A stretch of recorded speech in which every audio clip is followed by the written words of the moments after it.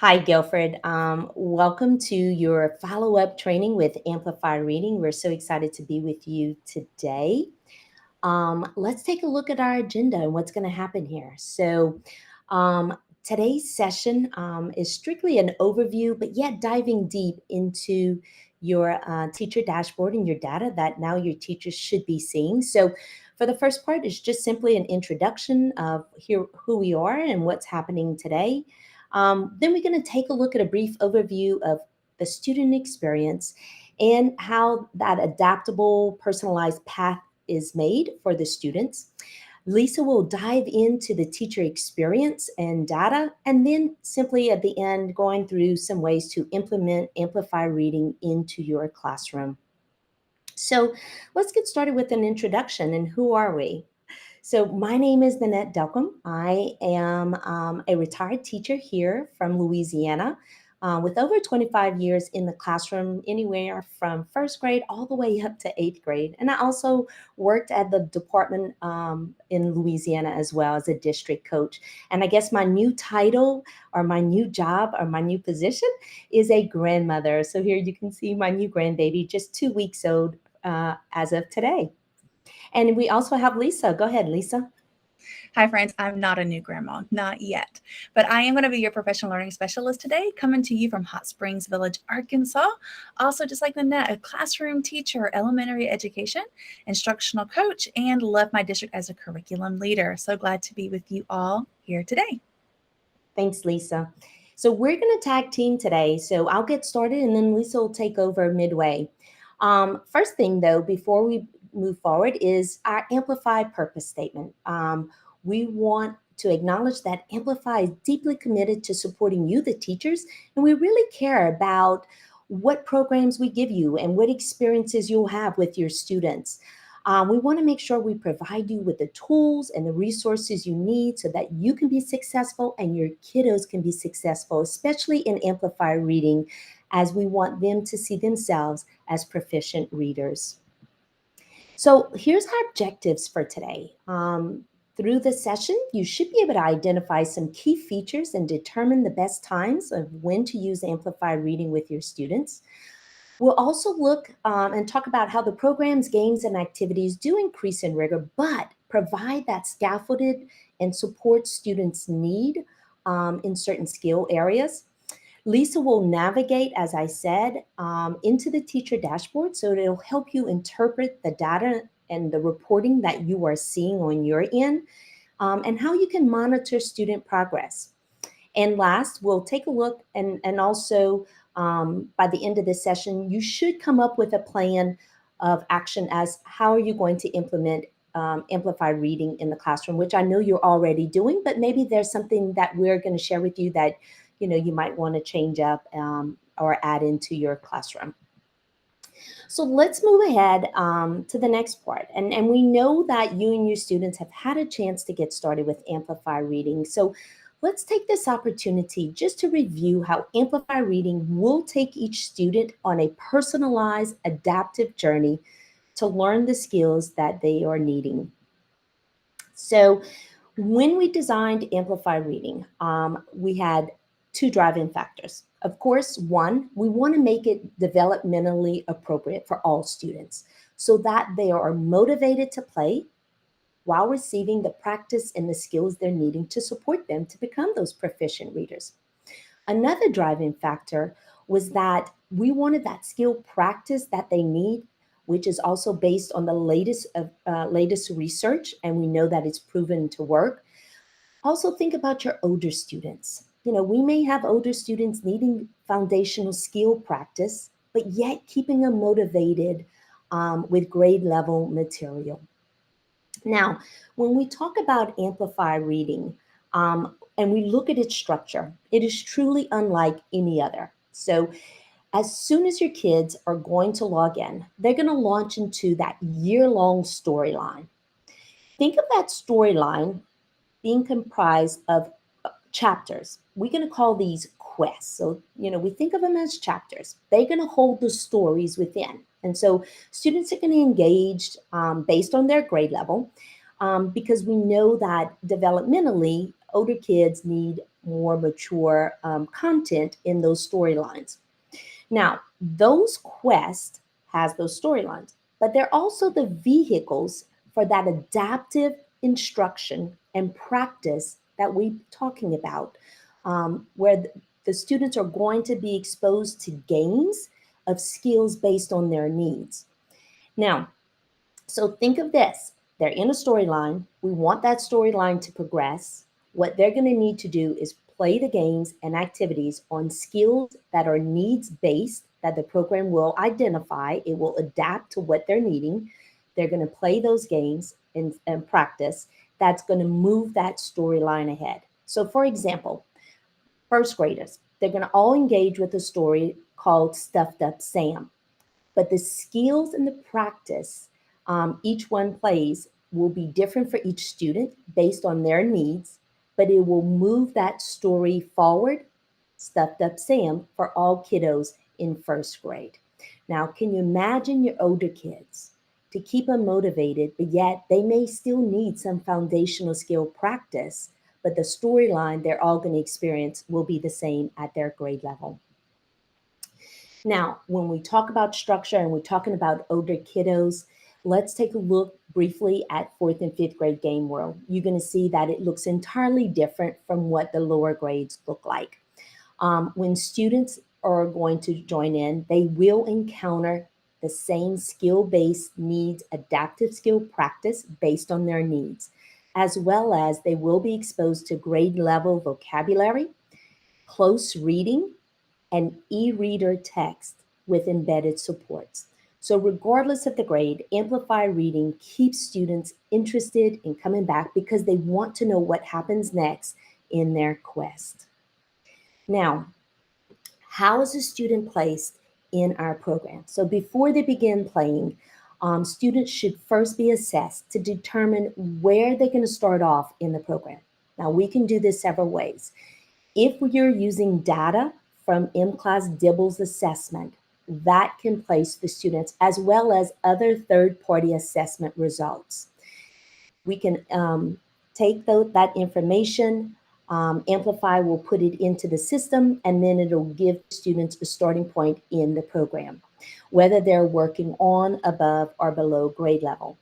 Now, if students do not have assessment data, then Amplify does have what's called an automatic placement tool. Now, the automatic placement tool works as this. So if we don't have data, the first thing that students will encounter when they log in is our automatic placement tool. It doesn't look like an assessment to students. It is fun, it's engaging, it has characters. It actually brings the students behind the scenes looking at the inner workings of the Amplify Reading Lab.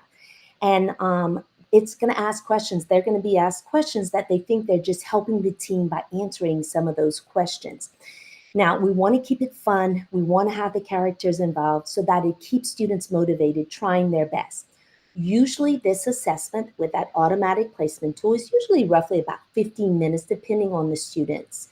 And so think about this too. If you have new students coming in, let's say you've had previous data from all of your other students, but you have new students coming in through the school year, you could always just log them on the first time once they're rostered and they log in, then they would have the automatic placement tool to get them into the program of where they're going to start. Now, when we're talking about the automatic placement tool, students are going to receive a set of word recognition and comprehension activities for their enrolled grade. They're going to see activities that measure, curated activities that's going to measure a range of skill levels for each grade. But these skills actually map directly into our program. So it's going to analyze all of your students' responses to each question, place them at a starting point within the program that best suits their current reading needs. So, for example, you may have a third grade student's responses showing that they're struggling with below grade level decoding skills. So they would be placed accordingly so that Amplify Reading's adaptive algorithm would ensure that they would receive opportunities to work with those skills, practice those skills that are needing, or maybe where they fill in the gaps of those decoding skills. Now, just want to reiterate or share with you is that the automatic placement tool is just determining a starting point for your students in the program. It is not a reading assessment. It is not a screener or taking the place of a benchmarking. You will not, as a teacher, when you're looking on the dashboard, you will not see a score from the automatic placement tool. What you will see in the teacher dashboard is if your student is working at, above, or below grade level within the program. If Another thing I want to share with you is that if you are using the automatic placement tool and you feel your students have been placed inaccurately with the skills they're working on, you can reach out to Amplify so that they can actually help you and move the student or adjust the student's placement within the program. Now, um, let's look at pinpoint adaptivity. We've been talking about where we're placing students according to their needs and what skills they're going to be receiving. So let's take a look. I'm going to share this video with you of how the adaptive algorithm actually works. You're going to see a student's path here across different skills. So let's watch this quick video and then we'll talk more about the personalized path. Amplify reading structure allows for pinpoint adaptivity. So here's an example quest for a kindergartner. This student is being asked to practice decoding BC, CVC words and words with blends containing the letters you see here, isolating the initial sounds of words, sorting words by category with picture support. Let's see how the student performs. So this student struggled to decode these words. So we're going to take a step back in the next quest and give them the same letters and words without blends. But they were able to isolate the initial sounds of words. So let's have them now move on to isolating the final sounds of words. And they completed this vocabulary activity. So let's see if we can find one of those words in an e-reader text or practice transferring some phonological awareness skills in that text as well. So this is what the student is working on in their second quest. Let's see how they did this time. Great. They were able to master that precursor early decoding activity. So let's have them retry the one that they found challenging in the next quest. Our data shows that most students are able to master that challenging content the second time around because of how we've adapted to their needs. They were able to isolate those final sounds. Let's have them segment phonemes in a different game. And they did a great job in the e-reader. So let's have them practice a comprehension process. There are a number of things to take note of here. You'll notice how this kindergartner is working on skills in multiple skill areas in tandem. We know how important that is from the science of reading. When they struggled with a particular skill, we gave them the scaffolding they needed to later be successful, and we didn't stop them from progressing in other areas. And finally, we ensured that students encountered the challenging content again in the program. Many other programs require teacher intervention at this point and don't actually account for whether or not that intervention was completed. Amplify Reading makes sure we always know what students need, both in terms of remediation and advancement. So as you can see, a key takeaway, as she just said, is that Amplify Reading, the program itself, provided the support for the students when they were struggling. The teacher never had to step in or alter or adjust anything in the program. The program did it itself for the students. Another thing too that's important is that, while the student is working on 3 skills, even though they were struggling in one skill, it didn't hold them back in the other 2 skills. They were able to work and move forward with those skills in practice. So let's go ahead. I think, Lisa, it is your turn. Am I correct? I believe so. Go ahead.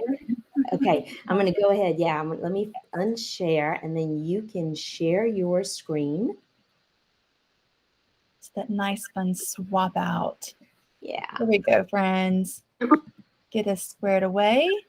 Annette, let me know if you see my screen. and then we will get started. You are good, Lisa. Right. Okay, friends. So you've learned already or reviewed a lot of content with Nanette that we've had before, but we just want to make sure that you are good to go and hear those things just one more time. Now, on this slide, where I'm going to go ahead and start off is talk about the skills that your students are going to see as they play those games, those skills-based games that Nanette mentioned to you that are going to be falling into the student's quest, going to meet the needs of every individual student in your buildings. So now when you see these skills, one thing I do want to remind you is that in your core curriculum, this is when these skills are being introduced. But now in Amplify Reading, remember that if you have students that are above or working below grade level, they might be working on these skills out of sync of your core curriculum, but do know they are making sure to meet the needs of every single student, every click they make within the program. So I'm going to go ahead and talk to you about practice. We're going to go ahead and look at a couple of games here in the program and where we do get access to that. As we do dive into the program, we're leveraging the teacher's experience. So I'm going to go ahead and show you real quick. In demo mode, every teacher has access to this. You can see across the top on my dashboard, I've logged in just like a regular teacher would have logged in. Now, if a teacher logs in, they're going to be in their actual permanent account. Nanette and I have not been assigned a permanent. We're in our demo mode. I call the demo the sandbox. You can't mess anything up in the sandbox. So play in here and explore as much as you possibly can. So across the top, we see demo. I'm going to select demo. Once I do that, I have this little bar across the bottom.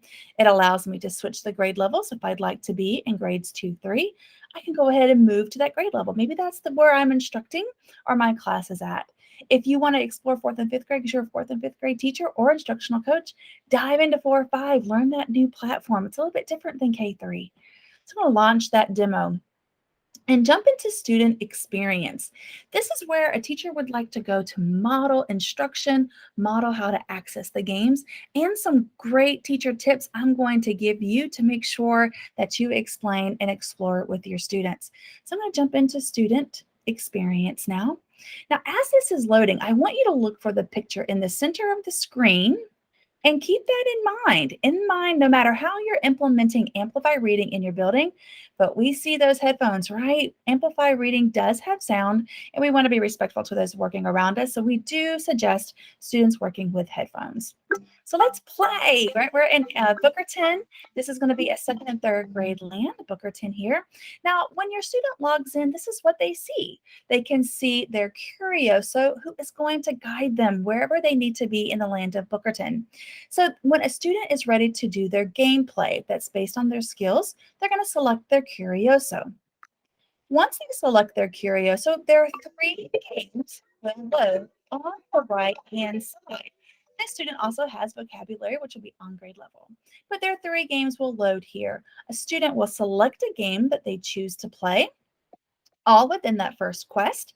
If a student has questions about their quest or how to play this game, they can click the question mark to get more guidance. Now, I'm going to show you that we do have a lot of EL supports, and we can turn those EL supports on for those students in our classrooms so that even 50% of the games will have Spanish directions as well to support those students in their gameplay. Now, to go back to show you to explore other parts of Bookerton, I'm going to use my arrow chevron here and go back to the land map. And one more time. A couple of things I wanted to take note. When students want to play with their Curioso, they go to the backpack, and the backpack is here at the top. They drop that down. They can play with their Curioso here, but just know that the game does give students 2 minutes to play or 2 minutes to sit idle, with prompting them to go back to gameplay. They'll tell them exactly where they need to be. Now, if a teacher wants to dive in and experience all the games that their students will have access to in Amplify Reading, they need to navigate to the top right-hand corner, the circle here with the 3 dots. I'm going to go ahead and click on that. Once a teacher navigates here, they have what's called practice mode. A teacher can navigate to any game, any level within the game to play what they can see their students are going to be diving into. So for example, if you have a student struggling in a specific game, you don't want to go with them in their login and support them. Model with your login, because remember, every click a student makes does change the algorithm of their program. So model on your end and let them go back to their game on their login to make sure that algorithm can read when they can be successful and move on. One last thing we like to give teachers and coaches as a tip, just to help make sure the data is working on platforms. The most asked question Nanette and I receive is, I know my students are playing on Amplify Reading, but I'm not seeing the minutes in the data. In this program, students need to log out properly. We know sometimes when we say, okay, friends, it's time to clean up and let's go to lunch or PE specials, something in our building, and they're on Amplify Reading, they might just click out or shut the lid of their computer. That's not going to help save their data. So what we need them to do is have that explanation of when we leave our classroom, we go outside the door. When we leave our home, we leave any room, we exit out a door. It's the same thing for Bookerton. In order for us to leave Bookerton and make sure that everything we do counts, we have to click this door in the top left-hand corner. Are you sure you want to log out? And we need to log out properly. So this is something a teacher will definitely most want to model for their student, especially for our littles. And if you have teachers saying, or if you are a teacher thinking, why are there no minutes on this program data? You need to make sure that your students are logging out properly. Okay, so let's go ahead and go back to our deck and let's look at the data that we should be receiving based on our students' work. So when you log in, just like I did, you have an Insights page. This is your home page where you're going to have an overview of everything your students have been doing in your classroom. So I'm going to go ahead and go back to my educator experience so that I can model a couple of things for you as we dive through this section. Remember, if you are in demo mode as a teacher, you'll need to quit demo, okay? Quit demo to make sure that you can access your dashboard. So like I said, this is going to be everything about my class as an overview at that time. If you are a departmentalized class, you'll use this drop-down cursor here to navigate to a different section of the students that you will be working with. So on this Insights page, what do we see? The very first thing is your dashboard home button. Whenever you're anywhere in the program, in a data report, you can click your dashboard and it will take you right back to the Insights page. The next thing you have access is to the teacher guide. This is a great professional development opportunity. If you have questions about the program, want a little bit more information, dive into the teacher's guide, ask questions, and you should help find some responses to give you some guidance there. The resource library, I would like to go back into the resource library at the end of the session because I want to show you what you have access to. Think of this as an actual library of activities that will support your students in the domains within the program. These activities can be used at any time by a classroom teacher. You also, like I said, you have demo mode. This is where you're going to play. This is the sandbox. Can't mess anything up when you're in demo mode. So play as often as you like here and experience the world of Bookerton with your students. The next is the Insights. This is where I am right here. Insights says this is exactly what's going on in your classroom right now. You'll get informed data based on what your students are doing in the program. You have a Students tab. This is where we're going to get more granular in our information. We can dive in and look at our students, which we will be doing today.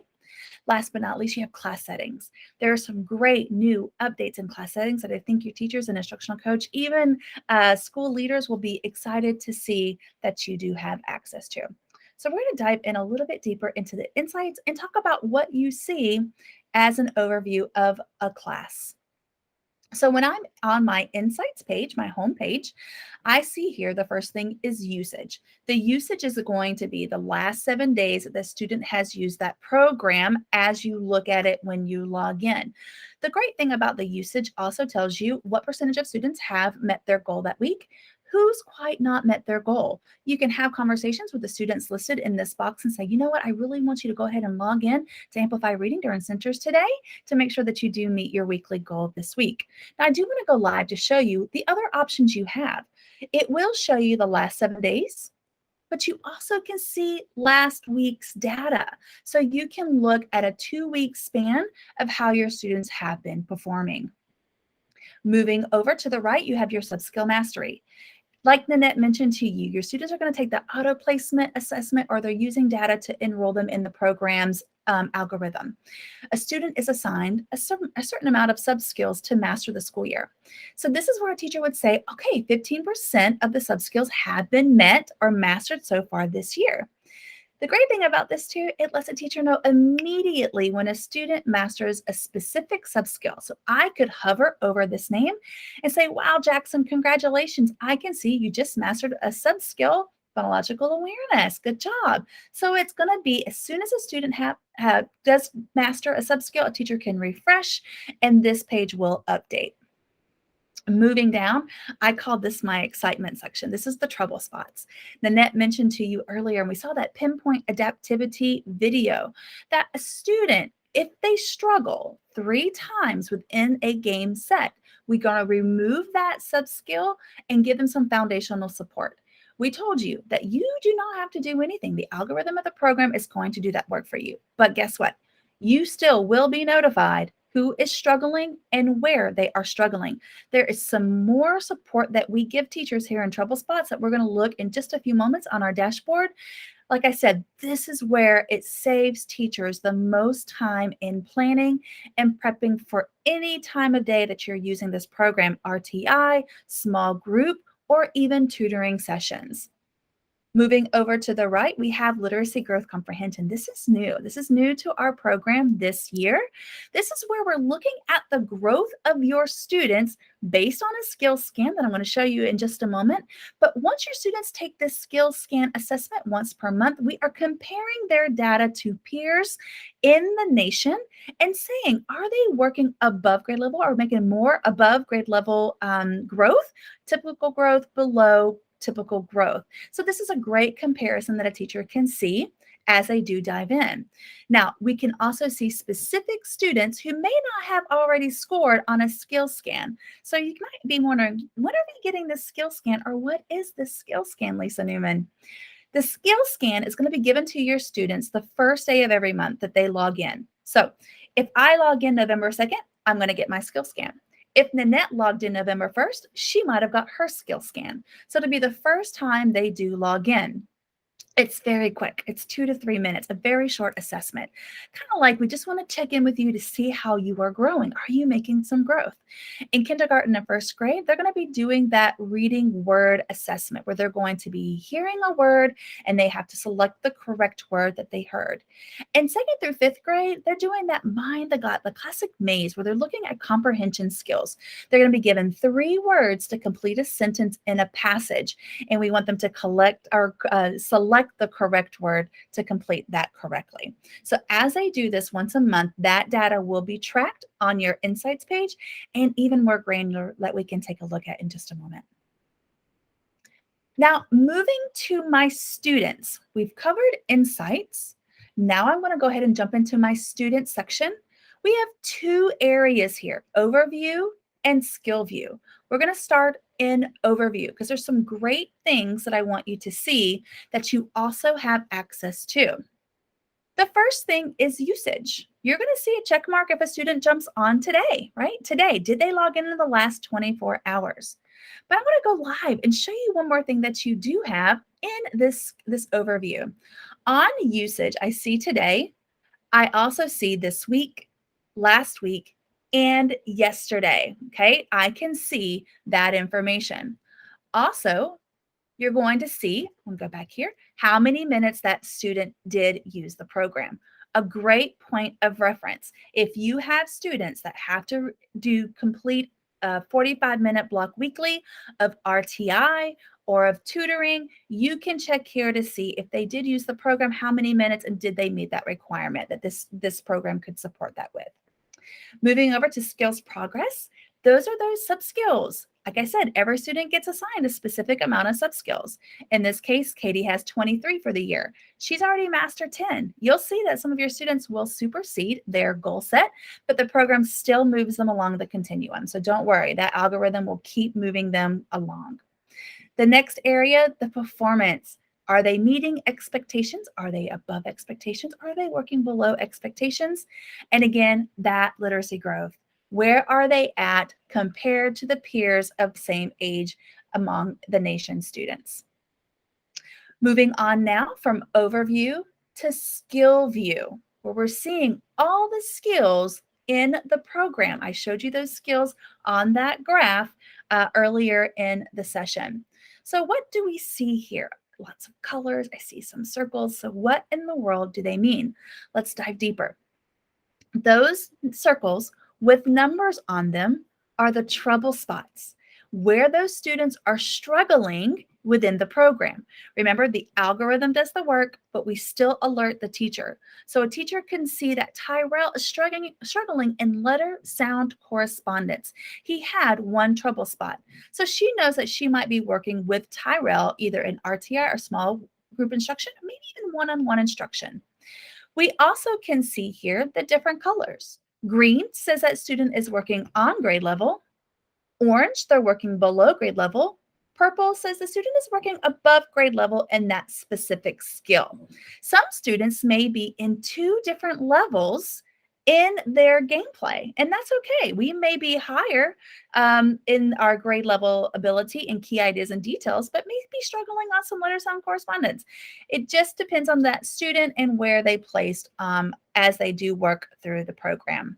Some of the things teachers might see on their dashboard here, that the student has been placed out of that content based on how they performed, or they might see NA, means it's not applicable to them at that time in their grade level, so they won't be covering those specific skills. So when I told you we can get more granular, we can get more granular. All I need to do is select a student's name on my skill view, and it's going to give me more information about that specific student. This is a great page to collect data on if a teacher needs to collect data, because it's telling me what days of the week has Manuel used Amplify Reading and the minutes that he was on the program. So again, if I'm tracking minutes, I'm tracking data from Manuel, I can use this page. The usage also tells me over the last 4 weeks, how many minutes has Manuel used the program? Now, I do want to go live and show you in the skill view over a student on this calendar. Your options are this week, last week, 4 weeks, which we saw in the presentation. You can even look the last 3 months of minutes and usage that your students have been using the program. A great way to look back and see how well they are performing. You also see the literacy growth comprehension that I mentioned to you on your insights page. You see it as a classroom, but every month when a student is taking that skill scan, take a look. You can see if a student is making growth on their performance. Great way to track each student's success. So now I'm moving over to personalized path from usage and growth in Manuel's detailed reporting. On this report, I can see the domains in which those sub-skills fall in. So I can see that Manuel, has 5 sub-skills that he has mastered of 12 within advanced decoding.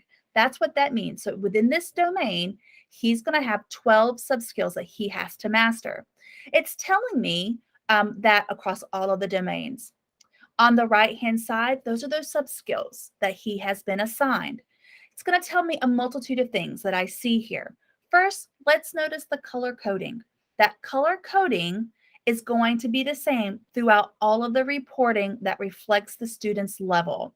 So I'm going to ask, what level is Manuel right now? So I'm going to pause and see if the room can say, what level is Manuel working at?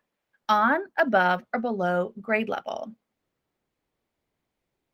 I know everyone was saying below grade level because they can see orange, they can see the key, but I just want to make sure that all teachers are noticing that the color coding will reflect all areas.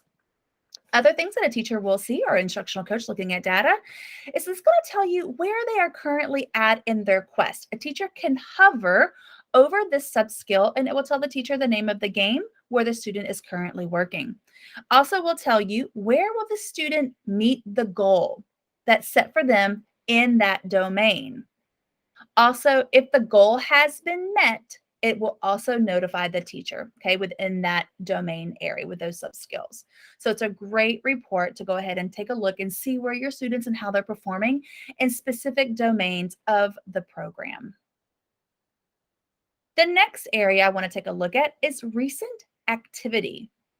So I'm still looking at Manuel. You can see we have so much available to you as a teacher or school leader as to know where your students are at all times. So on recent activity, I can see that Manuel is currently in quest 4. He is in progress right now. It tells me, the teacher, a summary of what's going on in the storyline. I can have conversations with Manuel. I also have a discussion starter. I can see that relationship skills and responsibility is a key idea in this quest. So I can talk with Manuel about this discussion starter if we want to have conversations about how he's progressing along. I can also see the 3 games that Manuel is playing in that current quest. Every quest has 3 games. And where is he having a trouble spot, right? So he's in progress on his first game, mastered his second game, and he has a trouble spot on phonological awareness. He's playing all aboard. So what can I do to help Manuel, knowing everywhere along my dashboard, it's telling me that he is having a trouble spot?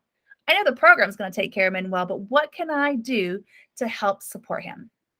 So I'm going to move over to trouble spots.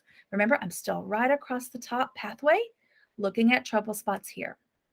So when I look at trouble spots, it's going to tell me where he is currently having a trouble spot. Not only where he's having a trouble spot, but it's going to give me instructional activities that I can engage with Manuel with, either in small group, send to my RTI instructor if he does RTI outside of the classroom, maybe something I can send home with his parents, right? Maybe I want to give some more support and have that homeschool connect. Those instructional activities can be used in a multitude of ways. I do want to go live because I want to show you, what does this look like? Okay, so this student here, I picked one that does not have a trouble spot. So let me find a student that does have a trouble spot so I can show you what that looks like. So here I can see Jacob is having trouble in advanced decoding, reading words in text. They've offered me 17 activities to engage with Jacob. When I open the activity, go ahead and close this back up. I'm going to select one of these games that I can see that I'm going to be either sharing with another teacher or I'm going to be using in small group instruction. The games that we keep in our bank are going to come from a multitude of areas that Amplify has access to, but there's going to be so many and a plethora for you to engage in.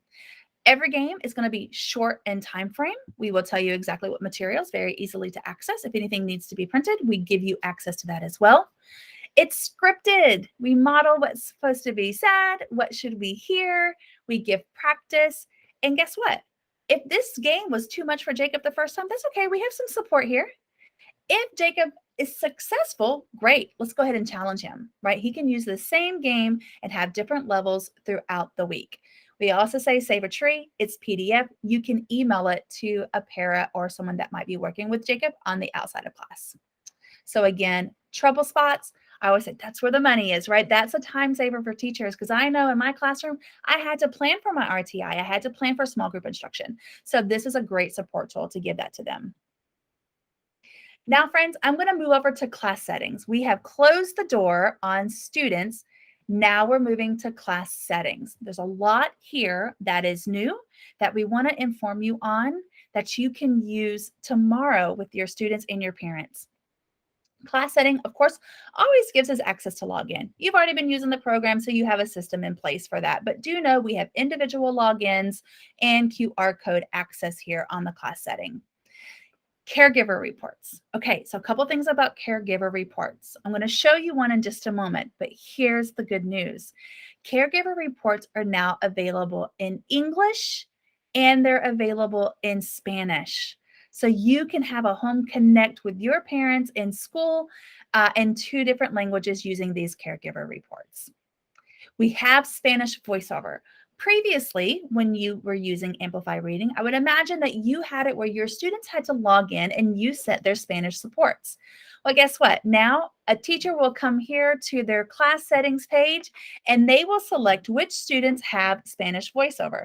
Now remember, these students, about 50% of our games do have Spanish supports, and you can access that through directions. We have Spanish supports for all of our quest information for our students. And here's what's most important. I know a majority of your students have already logged in to Amplify Reading, but if you have a new student coming and they have EL supports, if we select this voiceover for them prior to engaging in that automatic placement assessment, they will get Spanish supports in that as well. So do know there's Spanish supports throughout our program. The caregiver reports. This is that wonderful report. Use it for parent-teacher conferences. Use it for midterm reports, for progress reports, and end of 9 weeks report cards. A parent can see, once we select caregiver, download this in English and Spanish, they can see exactly, let me go back, I just clicked one too many times too fast. You can see exactly how their student is performing in their classroom using Amplify Reading.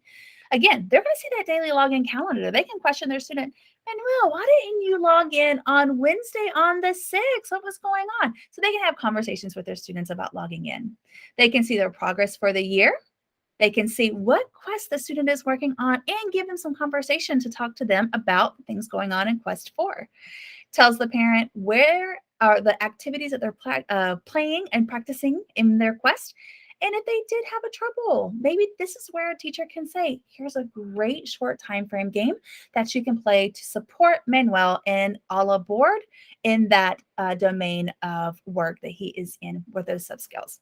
So great plethora of information to give on the caregiver reports. Now, I got this question and I always try to bring it up in professional development. A teacher might say, I really love this caregiver report. Can I print a caregiver report from last year, from last month and send that home? You can't. Caregiver reports are going to represent what is going on in the moment. You have other opportunities on our dashboard to see how a student was performing 2 weeks, 3 weeks, 4 weeks, etc. on timing, but the information that you see here is going to be based on what they're doing at that time. So I've put some questions here thinking if this is instructional coaches in the meeting or teachers, some things to think about when you're looking at your data, because I know you probably have data on your dashboard and something to think about. What should I be asking myself about what I see? So the first thing is, how many students have trouble spots? How many are struggling in specific areas? Maybe I'm in a PLC and my teacher friends are there with their data and we're taking a look at this information and we're looking to see, do we have students that are possibly having trouble spots in the same subskills?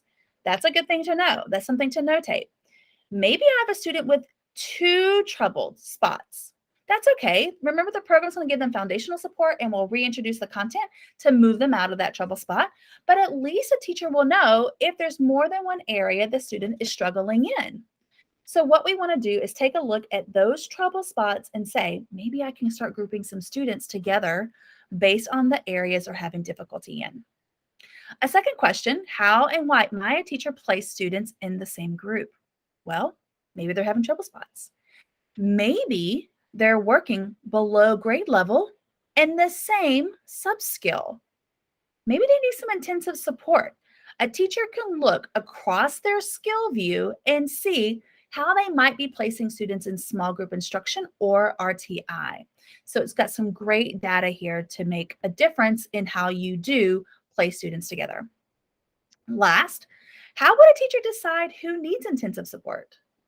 Looking at this slide, I'm wondering who we think might need intensive support. I'm going to pause and let the room think about that.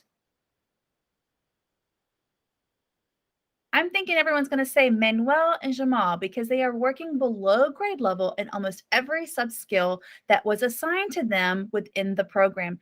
We really want to make sure that we support those 2 students, maybe place them in a group with someone that is working on grade level that they can work together with and help them move them forward within the program and in their ability to go through those subskills. So just some quick questions to be asking ourselves as we do dive in to the data now that we know what's being represented on on the site.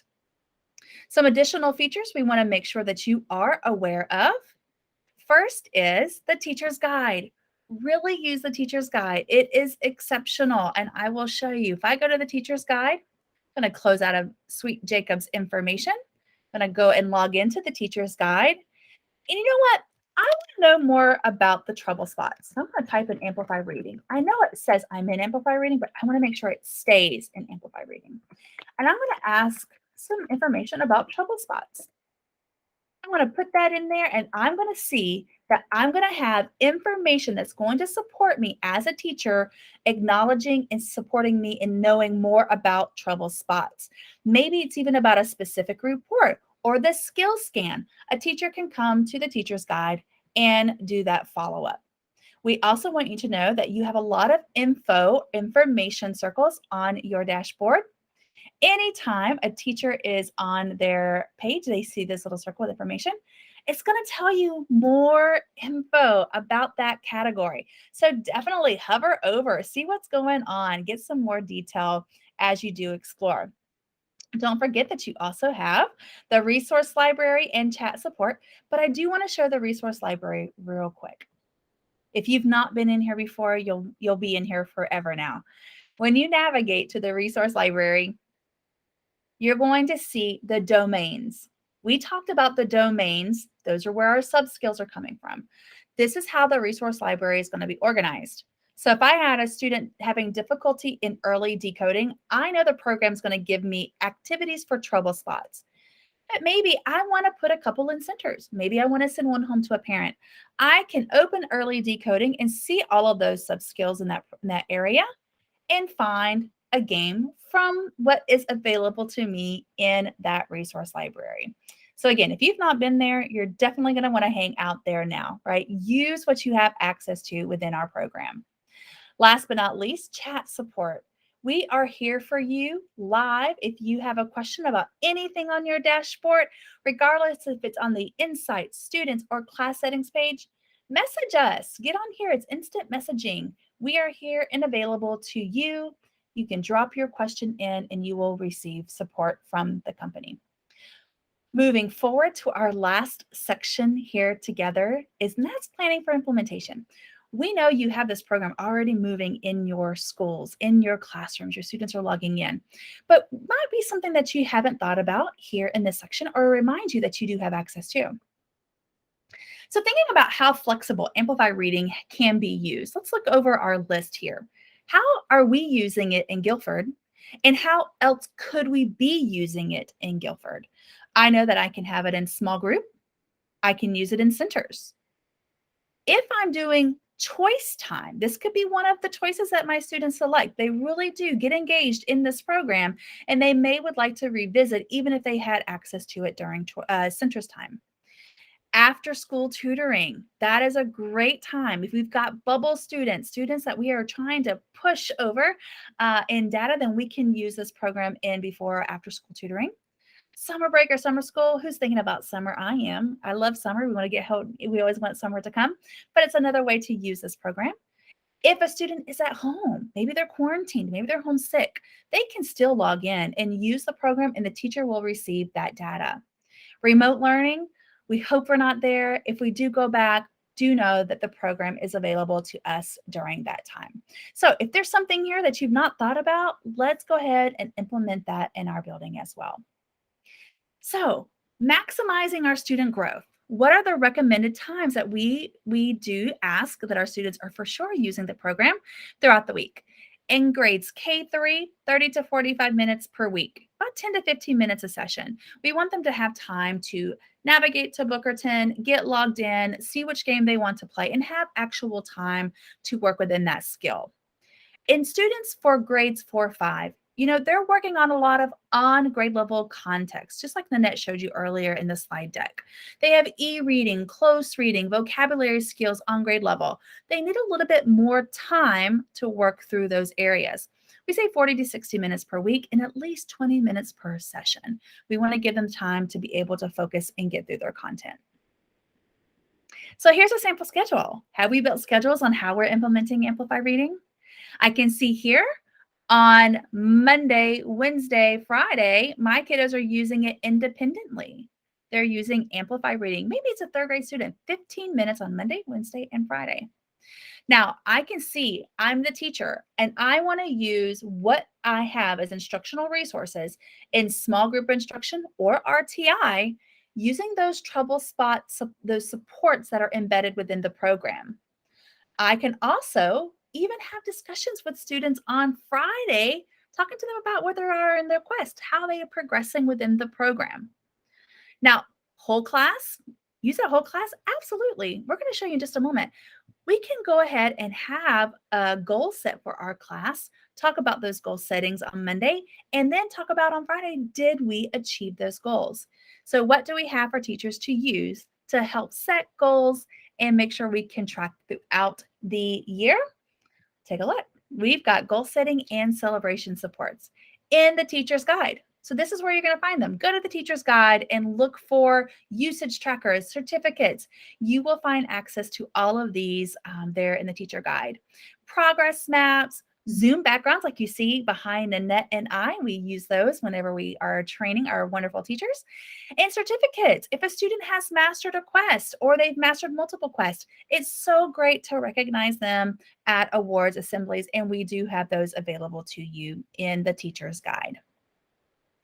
Resources for our parents and caregivers.